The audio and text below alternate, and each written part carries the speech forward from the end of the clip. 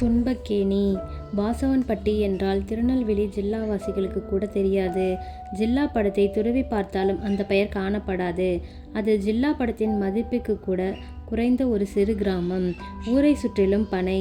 Petrol நாகரிகத்தின் ஏகாதிபத்தியம் செல்லும் ஜில்லா board Rasta கூட அது தன் மதிப்பிற்கு குறைந்தது என்று நினைத்து கொண்டு ஊரை விட்டு விலகி அரை மைலுக்கு அப்பாலேயே செல்லுகிறது. ரஸ்தாவை விட்டு இறங்கி கிழக்கு பக்கமாக ஒரு மைல் சுமாருக்கு உடை முள்ளும் சோற்று கத்தாழையும் இரண்டு பக்கத்திலும் வளர்ந்திருக்கும். வண்டி தடத்தில் சென்றால் ஒரு பனங்காட்டில் கொண்டுவிடும்.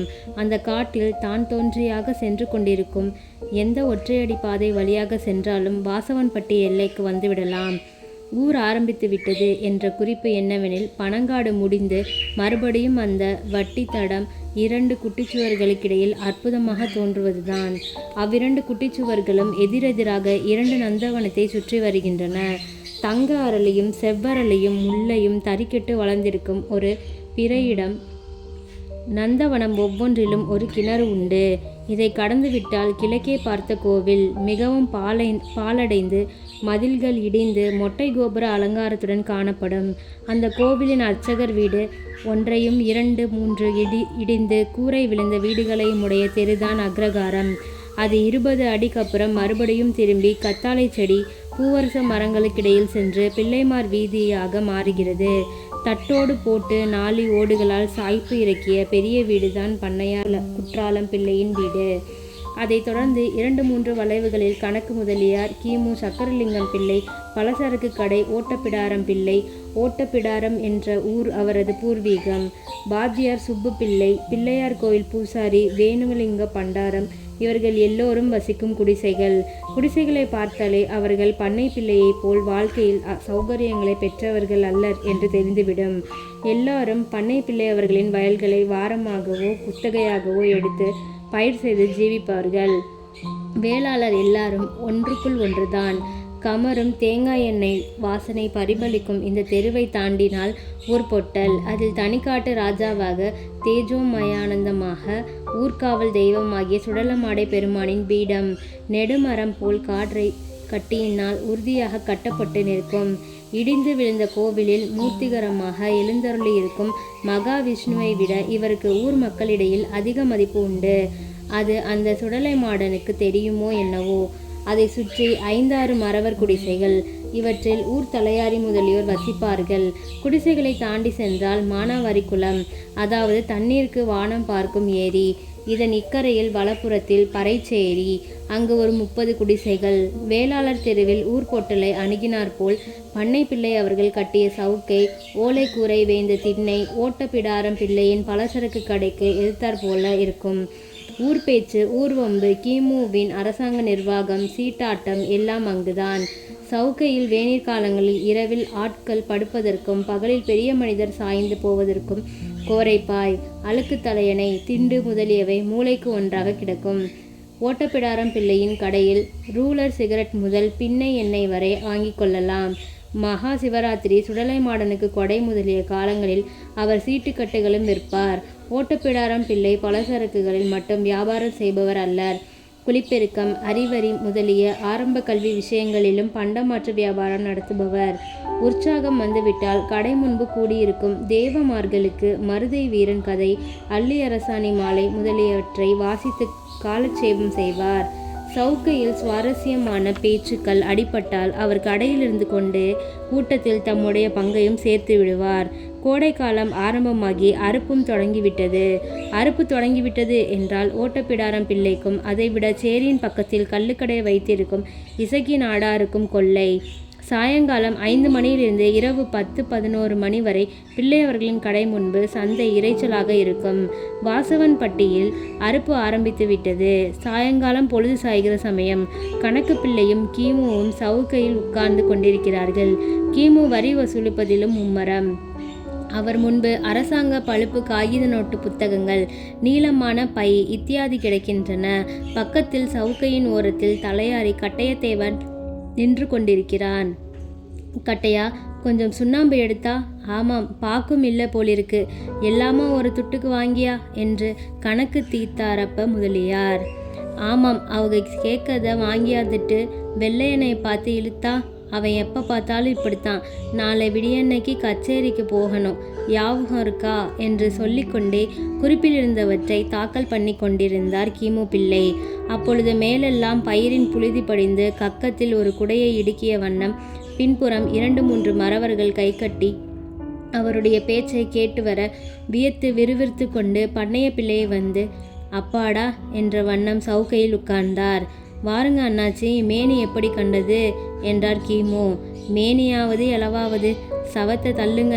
இலை ஆண்டி, வீட்டுக்கு என்ன வேணும் என்று பார்த்து விட்டு வா என்று ஒருவனை அனுப்பினார். என்ன அண்ணாச்சி, ஆளடியில் அறுப்ப தொடங்கிட்டிய போல இருக்கே, இரு சவமே, அண்ணாச்சி கிட்ட பேசுறது தெரியல, வர வர பறக்கழுதைகளுக்கு திமிரு ஏறுது என்று எதிரில் இருந்த பறைச்சிறுமையை அதட்டிக்கொண்டு பண்ணையாரிடம் பேச்சு கொடுக்க ஆரம்பித்தார் ஓட்டப்பிடாரம் பிள்ளை. ஆமாம், ஒன்றுக்கும் குறைவில்லை, எல்லாம் ஒரு தொல்லை தான். போன திங்கக்கிழமை கோர்ட்டுக்கு போயிருந்தேன். கப்பல் அரிசி வந்து மூட்டை மூட்டையாக குவிதான். பேட்ட பிள்ளை சொன்னார்.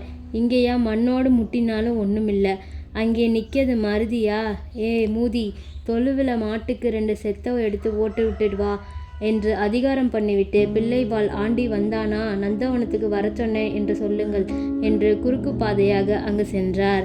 ஏட்டி, உன் புருஷன் என்னமோ பணம் கொடுக்கணும் என்று சொல்லுதாகலே, அதுக்கு பண்ணையாரு கோவிச்சாகலாக்கும், இருந்தாலும் ஊரு பெரியவர்களை பகச்சிக்கலாமாட்டி என்று மருதியிடம் பேச்சு கொடுத்தார் கடைக்காரர். என்ன சாமி, என் பள்ளம் பண்ணை எசமாங்கிட்ட என்னமோ ஒரு 200 வாங்கியிருக்கான் சாமி.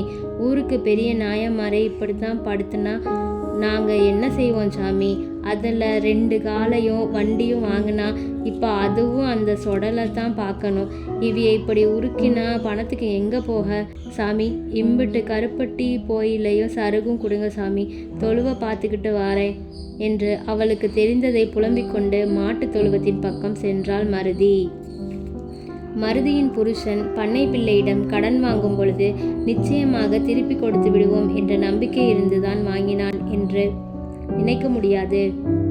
கொஞ்ச நாட்கள் மாட்டை உபயோகித்து கொண்டு அது நோஞ்சானாகும் சமயத்தில் பண்ணை எஜமானின் காலை பிடித்து பணமாக கடனை கொடுக்காமல் இருந்து விடலாம் என்ற யோசனையின் பேரில் தான் நடத்தியிருக்க வேண்டும். பண்ணை எஜமான் இவனுடைய கூலை கும்பிடுகளுக்கெல்லாம் மசிகிற பேர் வழியாக காணப்படவில்லை. மேலும் அவர்தான் என்ன செய்வார்? எங்கு பார்த்தாலும் பணமுடை, தீர்வைக்கு கூட கட்டி வராது போலிருக்கிறது. நிலத்தில் ஜண்டாவை நட்டு விடாமல் இருக்க மசிகிற பேர்வழிகளிடத்தில் சிறிது அரசாங்கத்தின் பயத்தினால் ஏற்பட்ட முரட்டுத்தனத்தோடு நடந்து கொண்டார். காளைகள் அவர் வசமாயின, அவ்வளவுதான் மிச்சம். ஊர் பறைச்சேரியில் ஏக கலேபரம். வெள்ளையனும் அவன் பொண்டாட்டியும் குய்யோ முறையோவென்று கத்தினார்கள். வெள்ளையன் கொஞ்சம் முரண்டினான். உதை கிதைத்தது. பண்ணையார் பரச்சனமோ கொரச்சனமோ என்று வெறுத்து கொண்டார். என்ன செய்தாலும் நன்றி இல்லை என்ற மனக்கசப்பு. வெள்ளையன் அன்று இரவு வெகு நேரம் வரை வீட்டிற்கு வரவில்லை. மறுநாள் விடியற் காலமாக பண்ணை பிள்ளை அவர்கள் வெளியில் செல்லும் முன் மாட்டுத் தொழுவத்திற்கு சென்று பார்த்துவிட்டு போகலாமே என்று உள்ளே நுழைந்தார். வெள்ளையனின் நோஞ்சாங்காளைகள் தான் அசை போட்டு கொண்டு ஆள் அரவத்தை கேட்டு எழுந்திருந்தன. மயிலை காளைகள் 2ஐயும் காணவில்லை.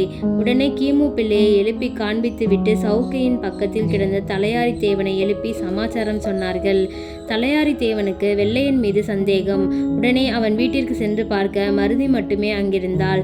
புருஷன் எங்கே என்று மூவரும் நின்று விசாரிப்பதை பார்த்து உள்ளுக்குள் பயந்து கொண்டு தன் புருஷன் அவ்வளவு நேரம் வீட்டில் இருந்து விட்டு அப்பொழுதுதான் வெளியே போனான் என்று ஒரு பொய் சொன்னாள்.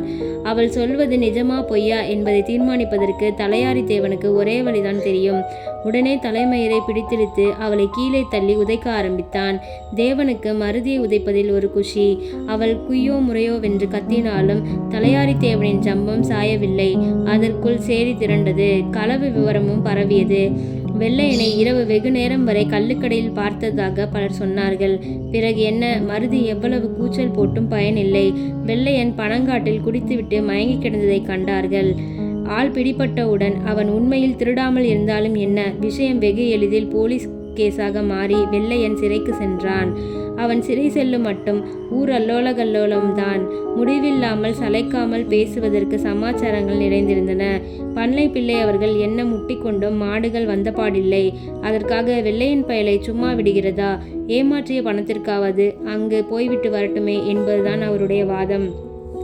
இந்த கலேபர காலத்தில் மருதிக்கு 2 மாதம். அவளை பொறுத்தவரை சேரியில் கிடைக்கும் சௌகரியங்களை தகுந்தவாறு வெள்ளையனுடன் கண்ணாலம் செய்து கொள்ளும் பொழுது வாழ்க்கை இன்பகரமாகத்தான் ஆரம்பித்தது. புது மாப்பிள்ளை என்ற உற்சாகத்தில் அவன் வண்டியும் மாடும் வாங்கி இக்கோலமாகும் என்றிருந்தால் அவள் என்ன செய்ய முடியும்? வெள்ளையன் மீது அவளுக்கு அளவு கடந்த பிரியந்தான். இருவரும் கல்லை குடித்துவிட்டு அடிக்கடி சச்சரவிட்டு கொண்டாலும் சேரியின் திருஷ்டி தோஷத்தை பெற்றிருப்பார்கள். எப்படியோ வெள்ளையன் சிறை சென்றான். மருதி அப்பன் வீடு சென்றாள். பிள்ளையவர்களுக்கு ஏற்றும் இறைச்சலும்தான் மிச்சம். ஆனால் வெள்ளையன் சிறைக்கு போனதில் பணத்திற்கு பதிலாக ஒரு திருப்தி. எங்கு பார்த்தாலும் பணமுடையாகவும் நிலங்கள் தீந்து போயும் இருக்கும் காலத்தில் அப்பன் வீடானாலும் அன்பையும் ஆதரவையும் தவிர வேறு என்ன கிடைக்கப் போகிறது? அதிலும் ஏழை பறையனாக இருக்கும் பொழுது அந்த சமயம் பார்த்து சாலைக்கு கப்பி போட ஆரம்பித்தார்கள். மருதிக்கும் அவள் பெற்றோருக்கும் சிறிது வேலை கிடைத்தது. 2-3 மாதம் கையில் காசு ஓட்டம். வீட்டிலே புருஷன் அநியாயமாக சிறை சென்றான் என்பதை தவிர வேறு ஒரு கவலையும் இல்லாமல் இருந்தது. எப்பொழுதும் சாலையில் கப்பி போட்டு கொண்டே இருக்க ஜில்லா போர்டிற்கு என்ன பைத்தியமா பிடித்திருக்கிறது? மறுபடியும் கஷ்ட சக்கரம் அவர்கள் மீது சுழல ஆரம்பித்தது. அப்பொழுது தேயிலை தோட்டத்திற்கு ஆள் பிடிக்கும் ஏஜென்ட் ஒருவன் வந்தான். பறைச்சேரியில் தேயிலை தோட்டம் இவ்வுலக வாழ்க்கையின் மோட்சம் போல தோன்றியது. திரைக்கடல் ஓடியாவது திரவியம் தேட வேண்டுமாமே. அதற்காக திரைக்கடல் ஓடி சுதந்திரத்தை பணயம் வைத்தால் என்ன? கடைசியிலாவது ஏதாவது மொத்தமாக கொண்டு வரலாமே. மருதியும் அவளுடைய தாயாரும் கங்காணியுடன் கொழும்புக்கு புறப்பட்டார்கள். விஸ்வாமித்திரரும் வியாசரும் மலைக்கு செல்வதற்கு காரணம் ஒன்று. மிஸ்டர் ஸ்டோடாட் ICS மலைக்கு செல்வதற்கு காரணம் வேறு. ஸ்ரீமதி மருதி அம்மாள் மலைக்கு செல்வதென்றால் அதற்கும் ஒரு காரணம் இருக்கிறது. ரிஷிகளின் பூர்வாசிரமத்தை பற்றி ஆராய்வது நாசுக்கில்லை என்று கூறுவார்கள். மருதி அம்மாளின் மலைவாசத்தை பற்றியும் அப்படித்தான். வாட்டர் ஃபால்ஸ் என்பது தேயிலை தோட்டத்திற்காகவே தெய்வத்தினால் இலங்கையில் சிருஷ்டிக்கப்பட்ட இடம் என்பது கிரவுன் தேயிலை தோட்டத்தின் தற்போதைய முதலாளியான சர் ஜோசப் பிரிட்ஜ்மார்டின் கிரவுனின் திட்டமான அபிப்பிராயம். இதில் சுவாரஸ்யம் என்னவென்றால் சர் ஜோசப் சீமையை விட்டு சிறிதாவது விலகியதே கிடையாது. இங்கிலீஷ் பீஃபும் இங்கிலீஷ் பேக்கனும் அவர் சொந்த பார்வையிலேயே தயாரிக்கப்படாத தேசம் அவர் தேகத்திற்கு ஒத்து வராது என்று அவருடைய ஹார்லி தேரோ குடும்ப வைத்திய நிபுணர் அவருக்கு கூறியிருக்கிறாராம். அதற்காக மலேரியாவிற்கும் சூரிய உஷ்ணத்திற்கும் வருஷம் 2000 பவுனுக்கு ஈடு கொடுப்பதாக ஒப்புக்கொள்ளும் நபர்களிடம் தேயிலை தோட்ட நிர்வாகத்தை அவர் விட்டுவிடுவது வழக்கம். தற்பொழுது பாட்ரிக்சன் ஸ்மித் என்றவர் வாட்ஸ்ஃபால்ஸில் நிர்வாகத்தை ஏற்று நடத்தும் 45 வயது பிரம்மச்சாரி. அவருக்கு 2 விஷயங்கள் சந்தேகம் இல்லாமல் தெரியும். ஒன்று, இலங்கை தேயிலை தோட்டத்தில் பிரம்மச்சாரியாக இருப்பது என்பதன் அர்த்தம். 2வது, தேயிலை உற்பத்தியில் கருப்பு மனிதர்களுடன் எப்படி நடந்து கொள்ள வேண்டும் என்பது. இதற்கு மேலாக கருப்பு கூலிகளின் பாஷையும் நன்றாக தெரியும். கருப்பு மனிதர்கள் வாட்டர் ஃபால்ஸ் என்ற இடத்தை வாட்டர் பாலம் என்று கூறுவார்கள். இலங்கை குன்றுகளின் சரிவில் ஒரு நீர்வீழ்ச்சியின் பக்கத்தில் இருப்பதால் அதற்கு அந்த பெயர் வந்தது. அந்த மலைச்சரிவில் 2 மைல் நீளமும் 3 மைல் அகலமும் உள்ள தேயிலை காடு நீர்வீழ்ச்சியின் இரு பக்கத்திலும் உள்ளது. துரை அவர்களின் பங்களா நீர்வீழ்ச்சிக்கு மேலே ஒரு பாதையின் மீது கட்டப்பட்டிருக்கிறது. அதற்கு எதிரே அந்த பெயரற்ற காற்றாற்றின் மறுபக்கத்தில் கூலிகளின் காரை குடிசைகள், கோழிக்கூடுகள் மாதிரி. அதற்கும் தள்ளி ஒரு ஆஸ்பத்திரி, மற்ற கருப்பு அதிகாரிகள் இருக்கும் இடங்கள். அதிகாரிகளோ தோலை தவிர மற்ற எல்லா அம்சத்திலும் துரைகளின் மனப்போக்கையுடையவர்கள். அங்கு போய் குடியிருந்தால் 2 விதமான மனப்பான்மைதான் ஏற்படும். ஒன்று, அங்கிருக்கும் கருப்பு துறைகளுடையது. 2வது, சிறைக்கு தயாராக்குவது. 3வதும் ஒன்றிருக்கிறது. அதுதான் வாழ்க்கைக்கு முற்றுப்புள்ளி போடுவது. தட்டப்பாறையில் தங்கி பிறகு கப்பல் ஏறி மலைக்கு வரும் மட்டும் மருதிக்கும் அவள் தாயாருக்கும் என்னவோ பெரிய புதையில் கிடைக்கப் போவதாக உற்சாகம்.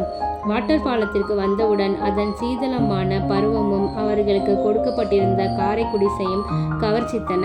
இரவில் குளிருக்கு போர்த்தி கொள்ளவும், மலையில் தேயிலை பறிக்கும்போது குடையாக தலையில் போட்டு கொள்ளவும் கம்பளி. வாரத்திற்கு வாரம் கைமேல் காசு. எல்லாம் வெகு சௌகரியமாக இருந்தன. அங்கிருக்கும் நாற்றம் வாசவன்பட்டி சேரியின் நாற்றத்தை விட சிறிது அதிகம். அதுவும் சில நாட்களில் பழகி போய்விட்டது.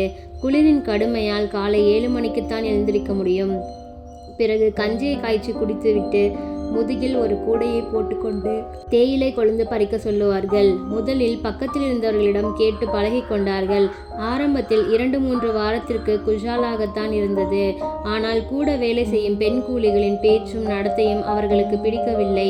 3வது வாரத்தில் தாய்க்கிழவிக்கு மலை காய்ச்சல் வந்தது. ஆஸ்பத்திரிக்கு சென்று மருந்து தண்ணி வாங்கி கொடுத்து கொண்டிருந்தாள். அவளுக்கு துணையாக மருதியும் போய்விட்டு வருவாள். அப்பொழுது தேயிலை ஸ்டோர் மேனேஜர் அவளை ஆஸ்பத்திரியில் கண்டார். புது உருப்படி என்பதால் அவர் குளித்துவிட்டு வா என்றதன் அர்த்தம் அவளுக்கு புரியவில்லை. கூலிகளின் சம்பிரதாயத்தை பற்றி காரியம் மிஞ்சிய பிறகுதான் அறிய முடிந்தது. கிழவிக்கு வயிற்றில் இடி விழுந்தது மாதிரி ஆயிற்று. ஆனால் பக்கத்தில் பேச்சு கொடுத்து பார்த்தால் இது மிக சாதாரணமான காரியம் என்று ஆயிற்று. அதற்கப்புறம் அவள் அந்த திசையிலே எட்டி பார்ப்பதில்லை. ஆனால் ஸ்டோர் மேனேஜர் லேசானவரா? விளக்க முடியாத பழக்கம். வேறு விதியில்லாமல் தலை கொடுக்க வேண்டியிருந்தது. தன் வெள்ளையனை நினைத்து கண்ணீர் வடித்தாள் மருதி. வெள்ளையன் இருந்தால் நாட்களும் ஓடின. மருதிக்கு குழந்தையும் பிறந்தது. பெண் குழந்தை. பெண் என்று தெரிந்ததும் மருதிக்கு தாங்க முடியாத துக்கமாக இருந்தது. பெரிதானால் அதற்கும் அந்த கதிதானே. கிளவி இருப்பதனால் குழந்தையை பாதுகாப்பிற்கு சிறிது வசதியாக இருந்தது. அந்த மலேரியா பிரதேசத்தில் என்ன இருந்து என்ன பயன்? உயிர் வாழ வேண்டும் என்ற வேட்கை ஜீவனாடியில் இருக்க வேண்டும். அது அந்த குழந்தைக்கு இருந்தது. தேயிலை பூக்க ஆரம்பித்து விட்டது என்றால் மலேரியா தேவதைக்கு பசி என்று அர்த்தம். நீர்வீழ்ச்சியிலும் ஜலம் வற்றிவிடும். வேலையும் அதிகம். எண்ணிக்கை இல்லாமல் பிறக்கும் மலேரியா கொசுக்களை போல் கூலிகளும் அடிவார்கள். அங்கேயே பல காலம் தங்கி பழகி போன கூலிக்காரர்களை புலி அடித்து தின்றால் அதற்கும் மலேரியா காய்ச்சல் வந்துவிடும். அவ்வளவு சக்தி பொருந்திய மலேரியாவின் முன்பு கிழவியின் பொக்கான சரீரம் எதிர்த்து நிற்க முடியுமா? மருதியையும் குழந்தையும் விட்டுவிட்டு அவள் போய்விட்டாள். கிழவியின் மரணம் மருதிக்கு பின்பலத்தையே போக்கி வாழ்க்கையின் தனிமையை அதிபயங்கரமாக்கியது. வேறு வழி இல்லாவிட்டால் என்ன? பயங்கரமாக இருந்தால்தான் என்ன? தெய்வத்தின் கருணை அவ்வளவு மோசமாக போய்விடவில்லை. கண்ணை கெடுத்தாலும் கோலையாவது கொடுத்தது. ஸ்டோர் மேனேஜர் கண்ணப்பா நாயனார் ரகத்தை சேர்ந்த பேர்வழி. தனது இஷ்ட தெய்வத்திற்கு தான் ருசித்து பார்த்துத்தான் சமர்ப்பிப்பார். தற்செயலாக வருவது போல் திரு பாட்ரிக்சன் ஸ்மித் அவர்களை அழைத்து வந்தார். ஸ்மித்தினுடைய ரசனையும் அவ்வளவு மட்டமானதென்று. மருதியும் குழந்தையுடன் பங்களாவின் பக்கத்தில் தோட்டக்காரியாக வசிக்க ஆரம்பித்தாள். இப்படி 2 வருஷம் சென்றது. சர் ஜோசப் பிரிட்ஜ் மார்ட்டின் கிரவுனின் 3வது தலைமுறைக்கு முன்பு குடும்ப கௌரவத்தை ஸ்தாபித்த சர் ரெட்மண்ட் கிரவுன் பிரிட்டிஷ் சாம்ராஜ்யத்தின் அஸ்திவாரத்திற்கு காரணமாக அசல் பிரிட்டிஷ் குணத்தை பெற்றவர். அவர் ஏதோ ஒரு பெயர் தெரியாத பாங்கியில் குமாஸ்தாவாக இருந்த தகப்பனாரை அடிக்கடி தொந்தரவு செய்து குடும்பத்தில் காலாடி என்ற பட்ட பெயருடன் கப்பலேறி இலங்கை தேயிலையில் பணமும் சேகரித்து ஒரு பிரபுவின் குடும்பத்தில் கல்யாணம் செய்து கொண்டவர். அந்த 3வது தலைமுறையின் குடும்ப லட்சியத்தின் சகல குணங்களையும் துணிச்சலையும் சர் ஜோசப்பின் ஏகபுத்திரியான மாட் கிரவுன் பெற்றிருந்தாள். இங்கிலீஷ் மோஸ்தர் படி அவள் அழகு ஆட்களை மயக்கி எடுத்துக்கூடியது. அவர்கள் செட்டில் அவள் செய்யாத அட்டகாசம் கிடையாது. திடீரென்று அவளுக்கு ஆகாய விமானத்தின் வழியாக உலகத்தை ஒரு சுற்றி வர வேண்டும் என்று பட்டது. பிறகு என்ன? புறப்பட்ட 10ஆம் நாள் இலங்கையில் விமானத்தின் கோளாறினால் இறங்க வேண்டியதாயிற்று. திரு பாட்ரிக்சன் ஸ்மித்திற்கு ஒரு தந்தி பறந்தது. அவர் தமது மோட்டாரை எடுத்துக்கொண்டு கொழும்புக்கு துரிதமாக வந்தார். அன்று முதல் 2 நாட்கள் கொழும்பில் குதூகலம். ஸ்ரீமதி மாட் கிரவுன் குஷியான பேர்வழி என்று அவர் கண்டு கொண்டார். புதிய அனுபவத்தில் மிக்க ஆசையுள்ள ஸ்ரீமதி கிரவுனிற்கு இது மிகவும் பிடித்தது. இருவரும் தோட்டத்திற்கு பிரயாணமானார்கள். பங்களாவில் அவளுக்கு ஒரு தனி அறை. மருதி அவளுக்கு பணிவிடைக்காரி. ஸ்ரீமதி மாட் அசட்டு பேர்வழி அல்ல. தோட்டங்களில் பிரம்மச்சாரிகள் கருப்பு பெண்களை எப்படி நடத்துவார்கள் என்பது அவளுக்கு தெரியும். ஆனால் அந்த போக்கிரியுடன் பழகுவதில் ஒரு உற்சாகம். உஷ்ண பிரதேசம், மதனனின் ஆஸ்தான மண்டபம் என்பது மேல்நாட்டு அபிப்பிராயம். எனவே திரு ஸ்மித்தும் ஸ்ரீமதி மாட் கிரவுனும் காதலர்களானதில் அதிசயமில்லை. அப்பொழுது சிறையிலிருந்து விடுபட்ட வெள்ளையன் நேராக ஊருக்கு போகவில்லை. நேராக மாமனார் வீட்டிற்கு சென்றான். அங்கு மருதியை காணாதது பெரும் ஏமாற்றமாக இருந்தது. சிறையிலிருந்து வரும்பொழுதே அவன் மனமுடைந்து விட்டது. மருதியின் நினைவு ஒன்றுதான் பசையாக இருந்தது அவனுக்கு. மாமனிடம் கொஞ்சம் கடன் வாங்கி கொண்டு மருதியை பார்ப்பதற்காக அவன் தேயிலை தோட்டத்திற்கு புறப்பட்டான். வெள்ளையனும் மாமனை போல் மருதியின் லட்சியமான தேயிலை தோட்டத்தை பற்றி நினைத்து கொண்டு சென்றான். வாட்டர் பாலத்திற்கு வரும் ஒரே மோட்டார் பஸ் சாயங்காலம் அங்கு வரும். இறங்கியவுடன் பக்கத்தில் நின்றவர்களை விசாரித்தான். அவர்கள் சிரித்துக்கொண்டு பங்களாவின் பக்கத்தில் இருக்கும் குடிசையை காட்டினார்கள். அவன் நேரே நடக்கும் பொழுது எதிரே அந்த மங்கிய வெளிச்சத்தில் துரையும் துரைசாணியுமாக இருவர் இடையில் கை போட்டு கொண்டு சிரித்து பேசிக்கொண்டு சென்றார்கள். அவனுக்கு மருதியின் நினைவு பொங்கியது. குடிசையை அடைந்து கதவை தட்டினான். உள்ளிருந்து ஈனஸ்வரத்தில் யாரது என்ற குரல் கேட்டது. மனமுடைந்த குரல். வெள்ளையனுக்கு தெரிந்து கொள்ள முடியவில்லை. மருதியா என்று கதவை திறந்தான். கருங்கம்பள்ளியில் மருதி படுத்திருந்தாள். பக்கத்தில் குழந்தை படுத்து உறங்கிக் கொண்டிருந்தது. மாடத்தில் தகர விளக்கு புகைவிட்டு கொண்டிருந்தது. வெள்ளையன் திடுக்கிட்டான். மருதி பேய் என்று பயந்தாள். பேயாக இருந்தாலும் புருஷனின் பேய் என்று பட்டதால் எழுந்து உட்கார்ந்து வெள்ளையனா என்றாள். வெள்ளையன்தான். அவளை கையை பிடிக்க போனான். என்னை தொடாதே, மேலெல்லாம் பாத்தியா என்று முதுகையும் கைகளையும் காட்டினாள். மேலெல்லாம் பரங்கி புண். வெள்ளையனுக்கு நெஞ்சில் சம்மட்டி கொண்டு அடிப்பது போல் இருந்தது. இங்கே இதுதான் வளமுறை. வெள்ளையன் பதில் சொல்லவில்லை. அவன் இங்கிருந்து புறப்பட வேண்டும் என்றான். அவள் என்னால் வர முடியாது, குழந்தையை கொண்டு போ என்றாள்.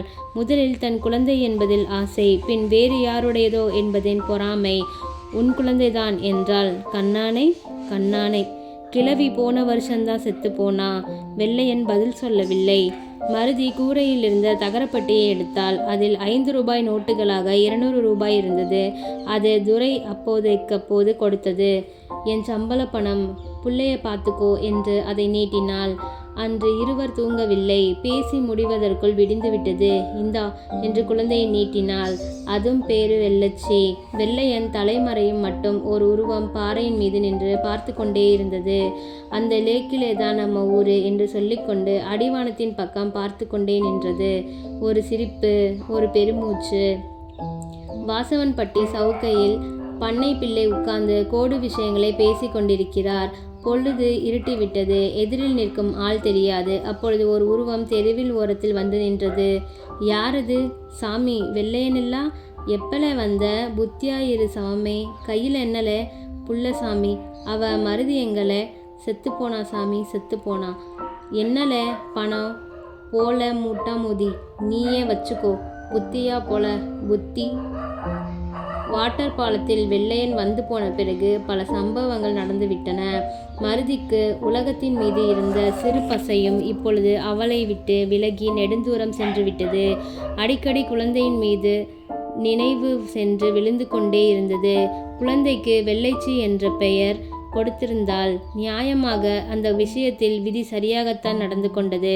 அதை வெள்ளையனிடம் சேர்த்து விட்டது. துரையவர்கள் சீமைக்கு தனக்கு புதிய ஆங்கில காதலியுடன் செல்லும் முன் மருதிக்கு கொடுத்த பரிசு பரங்கி பொன். அதனுடைய ஆதிக்கம் அதிகமாக வளர ஆரம்பித்தது. அடுத்து துரை வந்ததும் அவருக்கு சுகாதாரம் ஒரு பெரிய பைத்தியம். மருதிக்கு தோட்டக்காரி என்ற அந்தஸ்து போய் மறுபடியும் அவள் தேயிலை கூலியாகிவிட்டாள். ஆனால் முன்போல் பெரிய தெய்வங்கள் இவளை ஏறெடுத்து பார்ப்பதும் கிடையாது. அதற்கு பதிலாக வசைமொழிகள் கிடையாது போனால் அவள் அதிர்ஷ்டம். அங்கிருக்கும் கூலிகளில் பலர் அவளுக்கு கள்ளு தண்ணி வாங்கி கொடுத்து அவளுடைய தயவை எதிர்பார்ப்பது என்ற நிலைமை ஏற்பட்டுவிட்டது. சில சமயம் மருதிக்கு ஊரை பார்த்து போய்விடலாமா என்ற எண்ணம் தோன்றும். ஊருக்கு போனால் அப்பன் வீட்டில்தான் இருக்க வேண்டும். வெள்ளையனிடம் செல்வதற்கு மனதில் எவ்வளவு ஆசை இருந்தும் அங்கு செல்வதற்கு மனம் ஒப்புக்கொள்ளவில்லை. இங்கு வந்து சில காலத்திற்குள் அவளுடைய உருவம், அதன் யௌவன கலையெல்லாம் மாறிவிட்டது. பழைய மருதி அல்ல. வாசவன்பட்டியில் இருந்த அவளுடைய சிரிப்பும் பேச்சும் பழங்கதையாகிவிட்டது. அன்று விடியற்காலம் வெள்ளையன் குழந்தையை எடுத்துக்கொண்டு சென்ற காட்சி அவள் கண்முன் அடிக்கடி தோன்றும். குழந்தை குழந்தை குழந்தை, இதுதான் எப்பொழுதும் நினைப்பு. வெள்ளச்சி இப்பொழுது என்ன செய்து கொண்டிருப்பாள்? பேசுவதற்கு படித்திருப்பாளா என்பதெல்லாம் கனவு. உள்ளூர பூச்சி அரித்தது மாதிரி நினைவுகள். குடைய ஆரம்பித்து விட்டால் பொக்கான தேகம் என்னதான் எதிர்த்து நிற்க முடியும்? செத்தால் வாசவன்பட்டியில் தான் சாக வேண்டும் என்ற ஆசை அதிகரித்து விட்டது. இப்பொழுது மருதிக்கு கால் கைகளில் புண், அத்துடன் குத்திருமலும் சேர்ந்து கொண்டது. ஆஸ்பத்திரி மருந்து தண்ணியை எத்தனை நாள் குடித்தும் பயனில்லை. வைத்தியர் மருந்தூசி குத்த வேண்டும் என்றார். அது கொஞ்ச நாள் கங்காணி சுப்பன் தயவில் நடந்தது. அதுவும் அல்லாமல் அவளுக்கு பக்கத்து வீட்டில் இருந்த பேச்சியும் கூட இருந்து உதவி செய்தாள். அது எப்படி இருந்தாலும் காலையில் தேயிலை கொழுந்து பறிக்க செல்வது தடைப்பட்டு விடக்கூடாது. அதில் கங்காணி சுப்பன், கரார் பேருவழி, உதை, அடி, அப்புறம் வசவு முதலியவை சாதாரண தண்டனைகள். இதைவிட கொடுமையானது அபராதம் பிடித்து வாரக்கூலியில் மண்ணை போடுவது. அன்று ஆஸ்பத்திரிக்கு சென்று விட்டு வந்து கொழுந்து எடுக்க போவதற்கு சற்று நேரமாகிவிட்டது. கூடையை தோளில் போட்டு கொண்டால் கங்காணி சுப்பன் சுற்றி பார்த்து வரும் இடத்தின் பக்கம் அல்லாமல் வேறு பக்கமாக செல்ல வேண்டும் என்று பயந்து கொண்டே தோட்டத்தின் மேல் பக்கமாக சென்று கொழுந்துகளை அவசர அவசரமாக பறித்து கொண்டிருந்தாள் மருதி. அப்பக்கத்தில் தேயிலை செடிகள் கொஞ்சம் உயரமாக செறிந்து வளர்ந்திருந்தன. மறுபக்கத்தில் தனக்கு உதவியான பேச்சியும் கங்காணி சுப்பனும் இருப்பதை அவள் பார்க்கவில்லை. அவர்கள் இருந்த நிலைமை அங்கு சர்வசாதாரணம். ஆனால் இவள் இருப்பதை சுப்பன் பார்த்து விட்டான். அவள் தன்னை ஒற்று பார்க்கிறாள். அதனால் ஏதேனும் சச்சரவு வந்து துரை காதிற்கு எட்டிவிடும் என்ற பயம். தன்னை காப்பாற்றிக் கொள்வதற்காக எதிரியின் மீது பாய்வது உயிர் பிராணிகளின் இயற்கை குணம். சுப்பனும் ஒரு ஜீவன்தானே. சுப்பன் அவள் மீது பாய்ந்து இறைந்து கொண்டே உதைக்க ஆரம்பித்தான். மருதி பேயோ என்ற நினைப்பில் கதி கலங்கி கல்லாக நின்றாள். சுப்பன் கூடையை பிடுங்கி இலைகளை அவள் தலைவலியாக கொட்டி நெஞ்சில் ஒரு மிதி மிதித்தான்.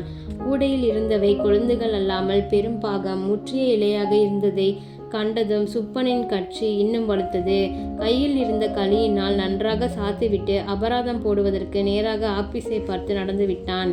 பேச்சுக்கு தடுக்க ஆசை இருந்தாலும் சுப்பன் என்றால் பெரும் பயம். அதுவும் அல்லாமல் அவன் தன்னிடம் நல்லதனமாக நடந்து கொள்ளும் பொழுது அதை கெடுத்து கொள்ள மனமில்லை. செடி மறைவில் ஒதுங்கியிருந்தவள் அவன் ஓடிய பிறகு மருதியிடம் சென்று பார்த்தாள். மருதிக்கு பேச்சு மூச்சு இல்லை. பக்கத்தில் இருந்த ஓடையில் ஜலம் எடுத்து அவள் முகத்தில் தெளித்து நினைவு வரச் செய்தாள் பேச்சு. மருதிக்கு பிரஞை வந்ததும் ஒரு பெரிய இருமல். அதில் 2-3 துளி ரத்தம் விழுந்தது. கைத்தாங்கலாக மருதி குடிசைக்கு அழைத்து செல்லப்பட்டாள். மருதிக்கு அதிலிருந்து எழுந்து நடக்கவும் ஜீவனற்று போய்விட்டது. சில சமயம் வியாதியின் மகிமையால் சித்து சுவாதீனமற்று குழந்தையுடன் கொஞ்சுவது போல் சிரித்து பேசிக்கொள்வாள். கல்யாணமான ஜோரில் இருந்த முகக்கலை அப்பொழுதுதான் தோன்றும். மறுபடியும் புத்தி தெளிந்தால் மங்கிய கண்கள், இடிந்த மனதின் செயலற்ற ஏக்கம் அவள் முகத்தில் கவிந்திருக்கும். பேச்சுக்கு ஒரு யோசனை தோன்றியது. ஊருக்கு எழுத்து போடணும் என்று சுப்பனிடம் சொன்னாள். வெள்ளையனுக்கு இதை தந்தியாக பாவித்து வர வேண்டும் என்று ஒரு கார்டு எழுதப்பட்டது. அது போன 4 தினங்களுக்குள் புதிதாக வந்த துரைக்கு கூலிகளின் எண்ணிக்கையை குறைக்க வேண்டும் என்ற எண்ணம் பிறந்தது. அதிலும் வியாதியஸ்தராக இருப்பவர்களுக்கு சம்பளம் கொடுத்து அனுப்பிவிட வேண்டும் என்பது அவரது நோக்கம். மருதியுடைய பெயரும் அந்த ஜாபில் சேர்ந்தது. இந்த சமாச்சாரம் மருதிக்கு எட்டியதும் அவளுக்கு தெளிவு ஏற்பட்டது. வாசவன்பட்டிக்கு போய்விடலாம் என்ற நம்பிக்கையிலோ என்னவோ சிறிது நடமாடவும் முடிந்தது. ஆனால் பலவீனம் மாறவில்லை. புதன்கிழமை கப்பலுக்கு அனுமதி சீட்டு, சம்பளம் எல்லாம் வந்து சேர்ந்தன. வெள்ளிக்கிழமை மத்தியானம் வெயிலின் ஆதிக்கம் ஹிட்லரை நல்லவனாக்கியது.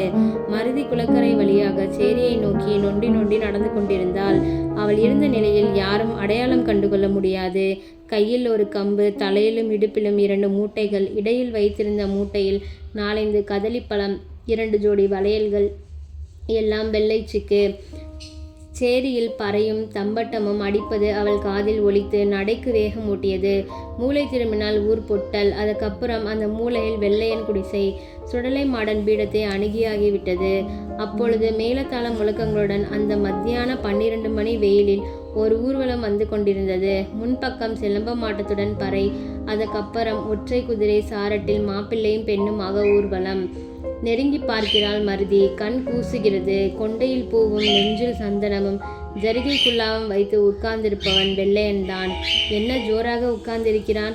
அவள் மனசில் ஏதோ பாரம் நீங்கியது மாதிரி இருந்தது.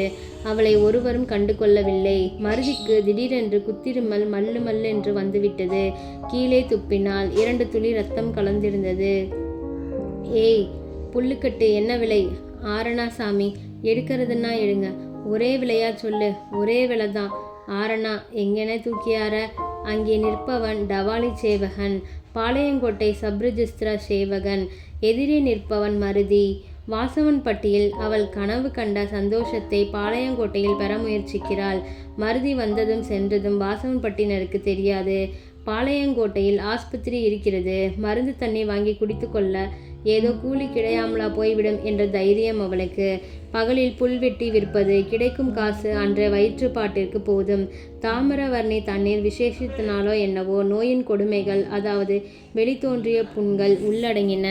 மேலெல்லாம் மேக நீரின் மினுமினுப்பும் கருப்பு தடங்களும் இருந்தாலும் மருதி அவ்வளவு மோசமாகிவிடவில்லை. சப் ரிஜிஸ்டர் வீட்டில் வாடிக்கையாக புல் கொண்டு வந்து போடுவதாக ஒப்புக்கொண்டாள். வாடிக்கையாக போடுவதானாலும் அன்றாடம் கைமேல் காசு கிடைப்பதாலும் 4 போதும் என்று பட்டது. மருதியின் தேவைகள் ஒன்றும் ஜாஸ்தியாகிவிடவில்லை. அதனால் அவளுக்கு அந்த 4 சிறிது மிச்சமும் விழுந்தது.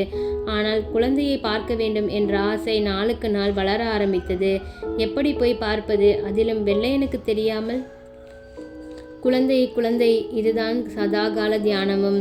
ரிஜிஸ்ட்ரர் பக்கத்தூருக்கு போக வேண்டியிருந்ததால் 2-3 நாட்களுக்கு புல் வெட்டும் தொழிலில் சிறிது ஓய்வு. ஏன் வாசவன்பட்டிக்கு போய்விட்டு வரக்கூடாது? அவள் கொழும்பிலிருந்து வெள்ளைச்சிக்கு வாங்கி வந்த ஒரு ஜோடி கண்ணாடி வளையல்களையும் எடுத்துக்கொண்டு புறப்பட்டாள்.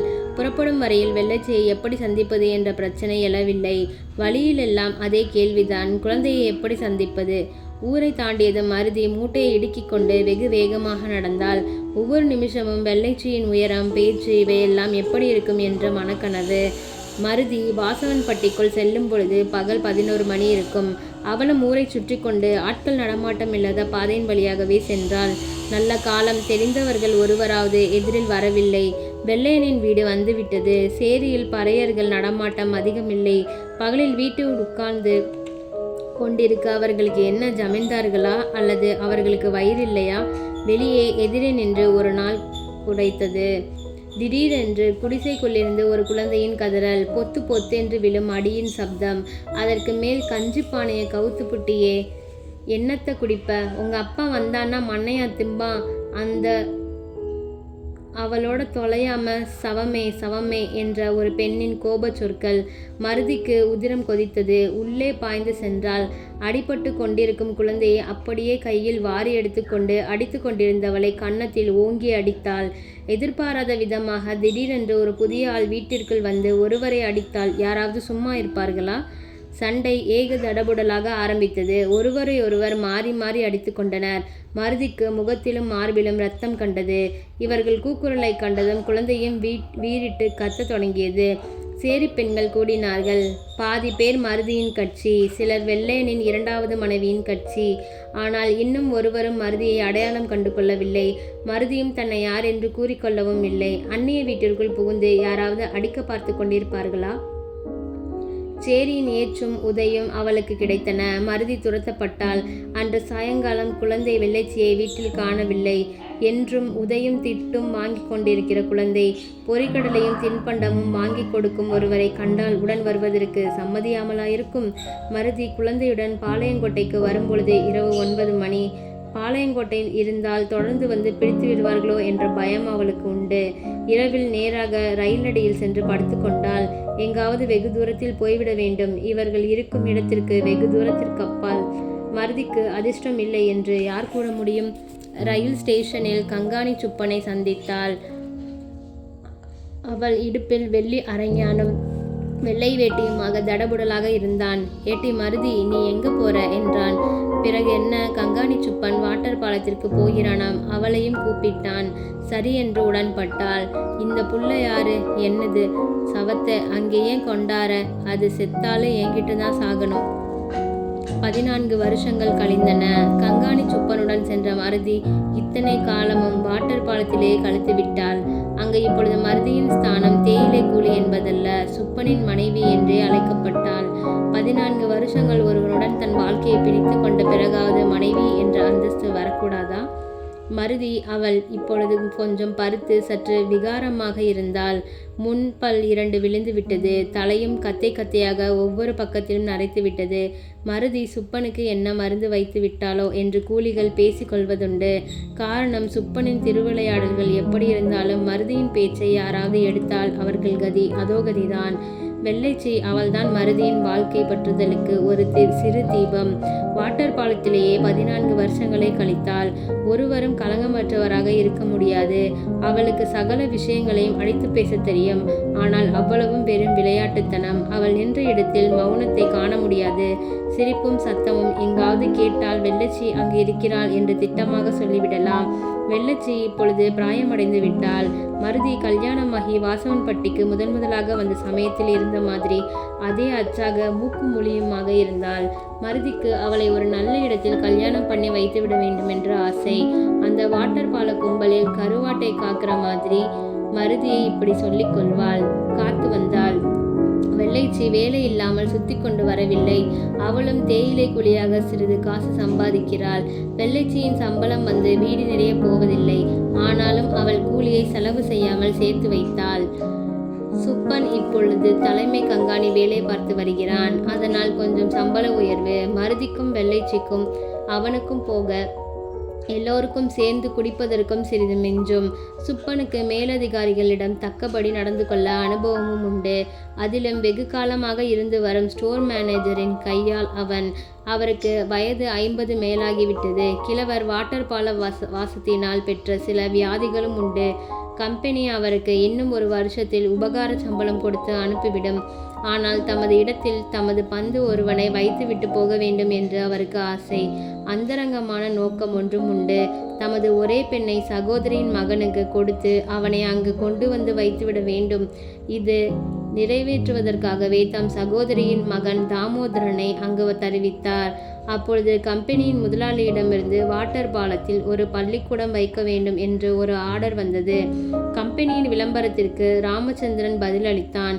கம்பெனியும் அவனை வாட்டர் பாலத்துக்கு பள்ளிக்கூடத்துக்கு உபாத்தியாராக நியமித்தது. ராமச்சந்திரன் வாட்டர் பாலத்திற்கு வந்து கொண்டிருந்த அதே பஸ்ஸில் ஸ்டோர் மேனேஜரின் மகள் மரகதம் பள்ளிக்கூட விடுமுறைக்காக வீட்டிற்கு வந்து கொண்டிருந்தாள். மரகதம் நல்ல அழகி.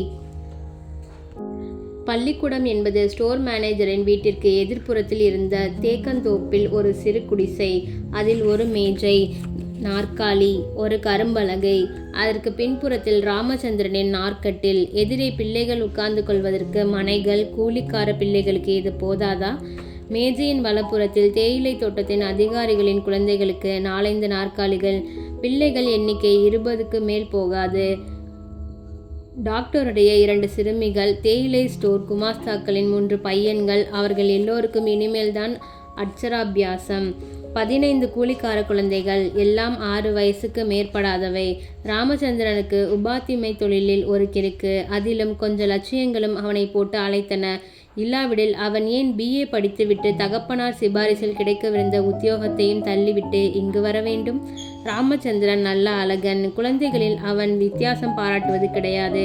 கூலிக்கார குழந்தைகள் தங்கள் மடத்தனத்தினால் அவனை கோபமூட்டுவதும் உண்டு. ஆனால் சாயங்காலமாகிவிட்டால் குழந்தைகள் சாருடன் விளையாடாமல் வீட்டிற்கு செல்வதில்லை. குழந்தைகளுக்கு கதை கேட்பதில் ரொம்ப பிரியம். அதிலும் சார் கதை சொன்னால் நேரம் போவது கூட தெரியாது. ராமச்சந்திரன் தன் பள்ளிக்கூடத்தின் முன்பு கொஞ்சம் அலங்காரமாக இருப்பதற்கு புஷ்ப செடிகள் வைத்து பயிர் செய்ய வேண்டும் என்று நினைத்தான். ரோஜா புஷ்பங்கள் வனாந்திரமாக முளைத்து கிடக்கும் அப்பக்கத்தில் அதற்கு மட்டிலும் குறைவில்லை. மற்ற செடிகளின் கன்றுகள் ஸ்டோர் மேனேஜரின் வீட்டில்தான் ஏராளம். அதனால்தான் ராமச்சந்திரன் மரகதத்துடன் பேசி பழக நேர்ந்தது. ராமச்சந்திரன் பள்ளிக்கூடத்தின் முன்பு இருக்கும் பாக்திகளுக்கு தண்ணீர் தெளித்து கொண்டிருக்கிறான். பள்ளிக்கூடம் விட்டு சிறுவர்கள் எல்லாம் சென்று விட்டார்கள். எங்கு பார்த்தாலும் நிசப்தம். அவன் மனம் அடிக்கடி ஒரு சிந்தனையில் சென்று விழுந்து கொண்டிருந்தது. மரகதம் அவளுடன் தான் அதிகமாக நெருங்கி பழகுவது தவறு என்று அடிக்கடி பட்டு கொண்டிருந்தது. இந்த குழந்தைகளின் கலகலப்பான பேச்சுக்கப்புறம் மரகதத்திடம்தான் அவனுக்கு பேச மனம் இருந்தது. அப்பொழுது வெள்ளைச்சி அங்கு வந்தாள். என்ன விசேஷம் என்றான். வெள்ளைச்சியை அவன் பார்த்திருக்கிறான், ஆனால் பேசியதில்லை. எழுத்து படிக்கணும், அதற்காக வந்தேன் என்றாள் வெள்ளைச்சி. படிக்க வேண்டுமா? பள்ளிக்கூட சமயத்தில் நாளையிலிருந்து வா. தடிச்சு மாதிரி அப்போ வரமாட்டேன், வெக்கமாக இருக்கு. இந்த நேரத்துக்கு வந்தா என்ன? யாரும் ஏதாவது நினைக்க மாட்டார்களா நீ என்னுடன் தனியாக இருந்தால்? யாருக்கு எவ்வளவு தைரியம்? பல்ல உதுத்துப்பட மாட்டேனா என்றாள் வெள்ளச்சி. அவன் முகத்தில் துடிதுடிப்பை கண்டதும் அவனுக்கே சிரிசிரிப்பு வந்துவிட்டது. அவ்வளவு தைரியம், களங்கமற்ற தன்மை! அவளுக்கு படித்து கொடுக்க வேண்டும் என்று அவன் தீர்மானித்தான். இப்பொழுது ஆரம்பிப்போமா என்றான் ராமச்சந்திரன். உடனே அவள் உட்கார்ந்து விடுவாள் என்று அவன் எதிர்பார்க்கவில்லை. முதலில் உயிரெழுத்துக்களை வரிசையாக சொல்லிக் கொடுத்தான். அரை மணி நேரமாயிற்று. வரிசையாக சொல்லிக் கொடுத்தான். அரை மணி நேரமாயிற்று. மரகதம்மா மாதிரி படிக்க எத்தனை நாளாகும் என்றாள் வெள்ளைச்சி. ரொம்ப ஆசை இருக்கிறது போல் இருக்கே என்று சிரித்தான் ராமச்சந்திரன். இன்றைக்கு இவ்வளவு போதும், நாளைக்கு வா என்றான். சரி என்று அவள் எழுந்தாள். அச்சமயம் மரகதம் வாத்தியார் சார் என்று சிரித்து கொண்டே உள்ளே வந்தாள். இருவரும் தனியே இருப்பதை கண்டதும் சிறிது நின்றாள். ராமச்சந்திரன் சிரித்து கொண்டு, எனது புதிய மாணவி உன்னை போல் படிக்க வேண்டுமாம் என்றான். அவன் குரல் தொனியை கேட்டதும் மரகதத்திற்கு தோன்றிய சந்தேகம் மறைந்தது. வெள்ளைச்சிக்கு ஆசை ரொம்ப பொல்லாதவள் என்றாள் மரகதம். நானும் உங்களைப் போல படிக்கப் போகிறேன் என்று சொல்லிக்கொண்டே ஓடிவிட்டாள் வெள்ளைச்சி. இன்று அத்தான் வந்திருக்கிறார், வீட்டுக்கு வருகிறீர்களா? நான் என்னத்திற்கு? சமைத்தது வீணாக போகும் என்றான் ராமச்சந்திரன். ஆமாம், நாளைக்கு வேண்டுமானால் நான் செய்து தந்து விடுகிறேன், வாருங்கள் போகலாம் என்றாள் மரகதம். புதிய ஆட்கள் இருக்கும் பொழுது நான் வருவது நன்றாக இல்லை. எப்படியும் நான் அவர்களை பார்க்காமலா இருக்கப் போகிறேன்? நாளைக்கு வருகிறேன். நான் சொல்வதை கேட்பீர்களா மாட்டீர்களா? இப்படி முரண்டினால் பின்னே 2 பேருக்கும் பொதுவாக ஒன்று சொல்கிறேன். இப்பொழுது இருட்டிவிட்டது. பாதி வழி வரை கொண்டு வந்து விட்டுவிட்டு வருகிறேன். நீங்கள் பிடித்த முயலுக்கு 3 கால்தான் போலிருக்கிறது. இல்லை, 3.5. நீ சொன்னபடிதான் பாதி கேட்கிறேனே. கேட்க வேண்டாம், போங்கள் என்று விற்றென்று திரும்பிச் சென்றாள் மரகதம். ராமச்சந்திரன் அவளை கூப்பிட்டு கொண்டு ஓடி அவள் முன்பு நின்றான். அவள் கண்களில் நீர் தழும்பி நின்றது. இதற்கெல்லாம் இப்படி அழுதால்? வருகிறேன் என்று சொல்லி அவளுடன் சென்றான். பாதி வழியில் சென்றதும், அத்தான் எதற்கு வந்திருக்கிறார் தெரியுமா என்றாள். எதற்கு? என்னை கல்யாணம் செய்து கொள்ள. அப்படியா? சந்தோஷம். பிறகு இருவரும் பேசவில்லை. வெள்ளச்சியின் படிப்பு வெகு மும்மரமாக சென்றது. உயிரெழுத்து மெய்யெழுத்து எல்லாம் பாராமல் சொல்வாள். சிறிது கஷ்டப்பட்டு எழுதவும் தெரியும். ராமச்சந்திரனுக்கு அவளிடம் ஒரு பிரேமை ஏற்பட்டது. அவளுடைய பேச்சில் ஒரு இன்பம். சில சமயம் முதிர்ந்த விபச்சாரியின் பேச்சுக்களுடன் களங்கமற்ற அவள் உள்ளமும் வெளிப்பட்டது. படிப்பு முடிந்தால் கூலிக்காரர்களுடைய சமாச்சாரங்களை எல்லாம் தன் அபிப்பிராயங்களுடன் கலந்து அவனிடம் சொல்லுவாள். யாருக்கும் தெரியாமல் ஒன்றை செய்தால் பாவமில்லை. இது வெள்ளச்சியின் அபிப்பிராயம். இதை எவ்வளவோ மாற்ற முயன்றும் ராமச்சந்திரனால் முடியவில்லை. ஆனால் அவனுடன் பழகியதில் சுத்தமாக இருக்க பழக்கப்படுத்தி கொண்டாள் வெள்ளச்சி. மருதிக்கு மகள் வாத்தியாரிடம் சென்று வருவது பிடிக்கவில்லை. ஆனால் வெள்ளைச்சியிடம் எவ்வளவு சொல்லியும் பயனில்லை. வாத்தியாரை பற்றி ஏதாவது பேச்செடுத்தால் மெல்லென்று சண்டைக்கு வந்து விடுவாள். துரை பங்களாவில் வேலை செய்யும் குதிரைக்கார சின்னானுக்கு அவளை கட்டி கொடுத்துவிட வேண்டும் என்பது மருதியின் ஆசை. கங்காணி சுப்பனும் சம்மதித்தான். விஷயம் பேச்சு மட்டில் இருக்கிறது. குதிரைக்கார சின்னானுக்கு அவளை கல்யாணம் செய்து கொள்வதில் இஷ்டமாம். அன்று சாயங்காலம் வெள்ளைச்சி சிறிது நேரம் கழித்து பாடம் படிக்க வந்தாள். பாலர் பாடப்புத்தகத்தை எடுத்து கையில் வைத்து கொண்டு, வா வெள்ளச்சி, இந்த நாற்காலியில் உட்கார். ஏது இவ்வளவு நேரம் என்றான் ராமச்சந்திரன். வெள்ளச்சி பதில் சொல்லவில்லை. ராமச்சந்திரன் சொல்லுவது அவள் காதில் ஏறவே இல்லை. பெருமூச்சு விட்டு கொண்டிருந்தாள். என்ன வெள்ளச்சி, இன்றைக்கு படிப்பு சுகமில்லை போலிருக்கிறது. நாளைக்கு வேண்டுமானால் பார்த்து கொள்ளலாம். ஏன் ஒரு மாதிரியாக இருக்கிறாய்? வீட்டில் ஏதாவது சண்டையா என்றான். நான் இங்கே வரப்படாதான். குதிரைக்கார சின்னானை எனக்கு கல்யாணம் செய்யணுமாம். அது நல்லது தானே? முந்தியே சொன்னேனே, யாராவது சொல்லுவார்கள் என்று. மருதி சொல்லுகிறபடி கேள். நான் வரக்கூடாதா? எனக்கு சின்னான் பயலை பிடிக்கல. அப்போ அது எப்படி இருந்தால் என்ன? மருதி சொல்வதை கேள். நான் அப்படித்தான் வருவேன். மேனேஜர் ஐயா கிட்ட சொல்லி என்னை வரவிடாமல் ஆக்குவாங்களாம். நான் படித்தா இவங்களுக்கு என்ன? ராமச்சந்திரனுக்கு எப்படி விளக்குவதென்று தெரியவில்லை. அவள் பிடிவாதம் குழந்தையின் பிடிவாதத்தை போல் இருந்தது. அவளை சமாதானப்படுத்தி அனுப்பிவிடுவது மேல் என்று பட்டது. ஆனால் அவளை விரட்டுவதற்கு அவனுக்கு பிடிக்கவில்லை. ஒரு யோசனை பட்டது, ஒரு பைத்தியக்காரத்தனமான யோசனை. அவளை தானே கல்யாணம் செய்து கொண்டால் அவளுடைய குழந்தைத்தனம், அவளுடைய பிடிவாதம், ஆனால் உள்ளுக்குள் இருக்கும் விளைந்த அன்பு எல்லாம் வசீகரித்தன. ஆனால் பறைச்சி ஒத்து வருமா? வெள்ளச்சி, நீ என்னை கல்யாணம் செய்து கொள்ளுகிறாயா? வெள்ளைச்சியின் முகத்தில் ஆச்சரியம், அன்பு, குதூகலம் எல்லாம் அலைமேல் அலையாக எழுந்தன. கல்யாணம் எதுக்கு என்று அவனை ஏறிட்டு பார்த்தாள். அப்பார்வையில் அவளது அன்பு, அதற்கு மேல் அவர்கள் இருவருக்கும் இடையில் இருந்த தடையின் பயம் எல்லாம் கலந்திருந்தது. அவள் உள்ளத்தின் போக்கு ராமச்சந்திரனுக்கு தெளிவாக தெரிந்தது. அவனுக்காக அவள் எதை வேண்டுமானாலும் பணயம் வைக்கக்கூடியவள்.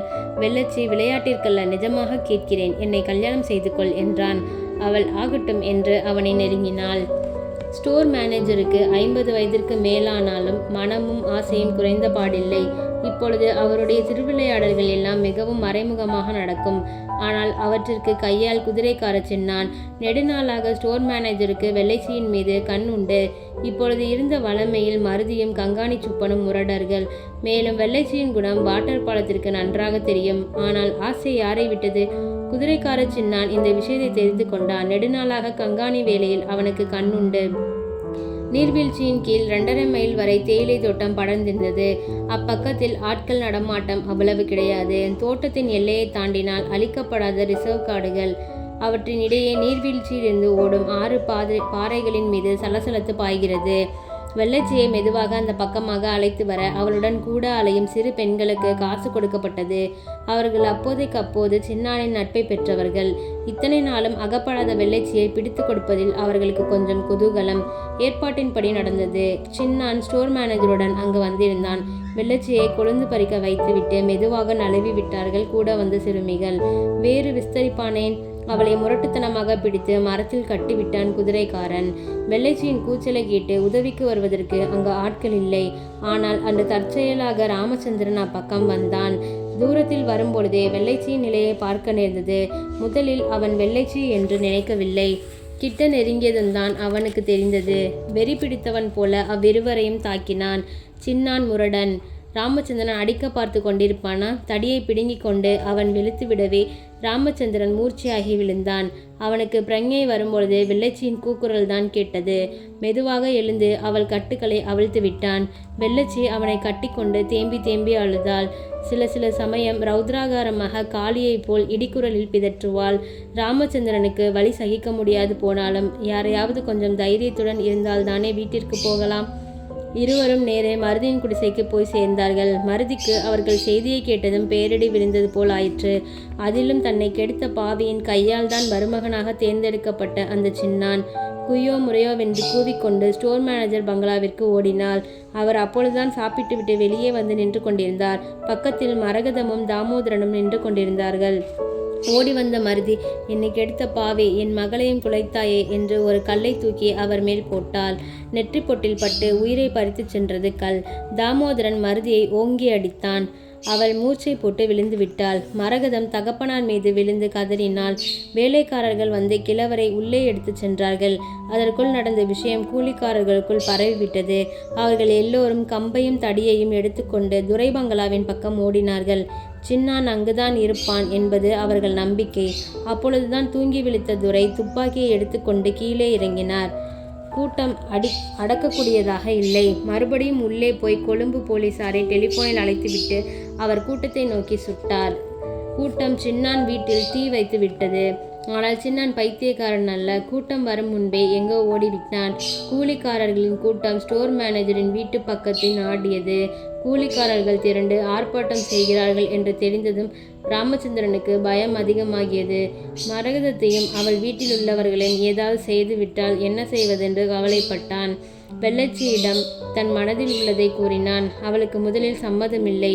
பிறகு அவன் இஷ்டத்திற்காக சென்றாள். அங்கு போனதும் தான் நடந்த சமாச்சாரம் தெரிந்தது. மரகதத்தையும் தாமோதரனையும் அழைத்து கொண்டு துரை பங்களாவிற்கு வந்தான். மருதிக்கு காவலாக வெள்ளைச்சி நின்று கொண்டிருந்தாள். அப்பொழுது கூட்டம் அவர்களை வீட்டை நோக்கி வந்தது. வெள்ளச்சி முரட்டு தைரியம் கொண்டவள். கிழவன் போய்விட்டான், இனி ஒன்றும் செய்ய வேண்டாம் என்று கூவினாள். கூட்டத்தில் பலருக்கு அவ்வித அபிப்பிராயம் கிடையாது. ஆனால் முதல் ஆவேசம் அடங்கியது. எல்லோரும் மெதுவாக திரும்பினார்கள். மருதிக்கு பிரஞை வந்தது. ஆனால் சித்தம் தெரியவில்லை. ராமச்சந்திரன் துரையிடம் நடந்த சமாச்சாரங்களை கூறினான். துரையோ அனுபவம் பெற்றவர். குற்றம் அதிகாரிகள் பக்கம் இருக்கிறது என்று தெரிந்ததும் சமாதானம் செய்வதை தவிர வேறு வழி இல்லை என்று தெரிந்து கொண்டார். பத்திரிகையில் கம்பெனியின் பெயர் அடிப்படுவதில் அவருக்கு பிரியமில்லை. அன்று விடியற்காலம் போலீஸ் பட்டாளம் ஒன்று வந்தது. விவகாரங்கள் ஒரு விதமாக முடிவதற்கு காரணம் துரைதான். துரை கொலையை நாசுக்காக அமுக்கிவிட்டார். பத்திரிகைகளில் இந்த விஷயம் வெளிவரக்கூடாது என்பதே அவர் கவலை. மருதிக்கு பைத்தியம் தெளியவே இல்லை. அவளும் வெள்ளைச்சியும் ராமச்சந்திரனும் எங்கோ சென்று விட்டார்கள். வாட்டர் பாலத்தில் மறுபடியும் அமைதி குடிகொண்டது. தேயிலை உற்பத்தியில் அது தன்னை மறந்தது. மரகதம் அவளும் இப்பொழுது வாட்டர் பாலத்தில் இல்லை. தாமோதரன் இப்பொழுது நெல்லூர் பக்கத்தில் வாத்தியாராக இருக்கிறானாம். அவனுடன் மரகதம் இருப்பதை பார்த்தால் அவர்களுக்கு கல்யாணமாகிவிட்டது என்றுதான் நினைக்க வேண்டியிருக்கிறது. அப்படித்தான் பலரும் சொல்லிக் கொள்கிறார்கள்.